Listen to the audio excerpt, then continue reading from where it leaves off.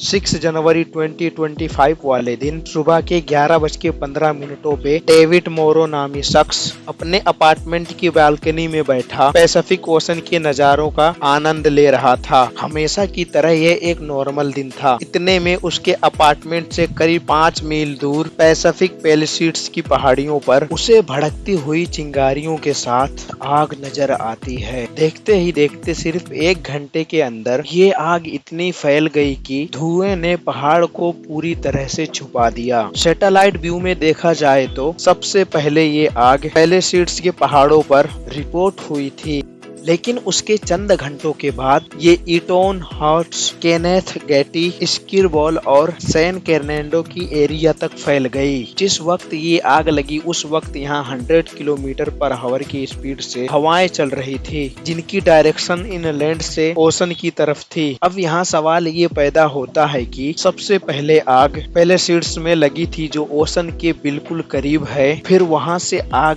हवाओं के opposite direction में 40 किलोमीटर दूर तक कैसे फैल गई। हेलो दोस्तों इस आग ने टोटल 38,000 एकड़ या फिर 150 स्क्वायर किलोमीटर के एरिया को उजाड़ कर रख दिया है। 12,000 से भी ज्यादा घर और बिल्डिंग तबाह हो चुके हैं और 1,80,000 लोग अपने घर से बेघर हो गए हैं। ये लॉस एंजलिस के हिस्ट्री में सबसे खतरनाक आग है जो अभी तक इस वीडियो की प्रोडक्शन के दौरान पूरी तरह बुझाई नहीं जा चुकी है। आग को बुझाने की हर मुमकिन कोशिश नाकाम होती जा रही है। वाटर बम्बर्स एक टाइम पर 45,000 लीटर पानी फेंक रही है जो इन आगों के सामने चंद बूंदों के बराबर लगती है। वाटर बम्बर्स की मदद से स्पेशल केमिकल भी फेंके जा रहे हैं, लेकिन कुदरत के सामने सारी मेहनत बेकार दिखाई दे रही है। कैलिफोर्निया जहां पर पहले से ही पानी की कमी है, जिसकी वजह से अक्सर फायर हाइड्रेंट्स खाली पड़े थे, 7 अलग अलग एरियाज में फैलने की वजह से फायर फाइटर्स और उनका इक्विपमेंट भी डिवाइड हो गया और ऊपर से 70 से 100 किलोमीटर पर आवर की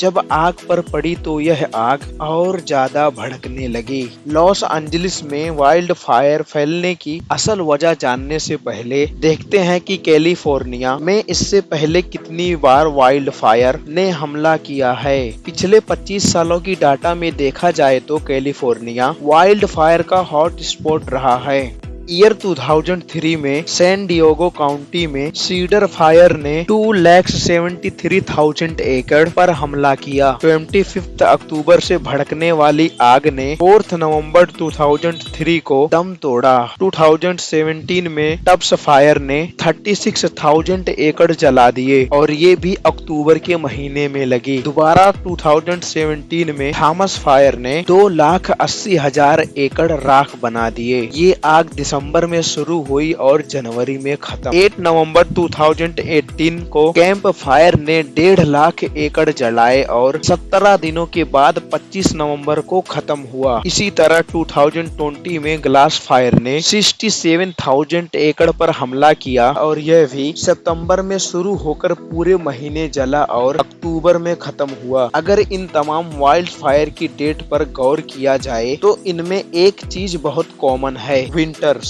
यानी ये वाइल्ड फायर्स सर्दियों के महीनों में ही लगी हैं और अभी लॉस एंजलिस वाइल्ड फायर भी पीक विंटर्स में ही लगी है। तो आखिर क्या वजह है कि कैलिफोर्निया की हिस्ट्री में ज्यादातर वाइल्ड फायर सिर्फ विंटर्स में ही लगी हैं? इस सवाल का जवाब छुपा है एक ऐसे फिनोमेनन में जिसे सेंटा एना विंड्स कहा जाता है। जी हाँ, सेंटा एना विंड्स गर्म और सूखी हवाएं हैं जो सदर्न कैलिफोर्निया और बाहा कैलिफोर्निया में स्पेशल ऑटम और विंटर्स के दौरान चलती हैं।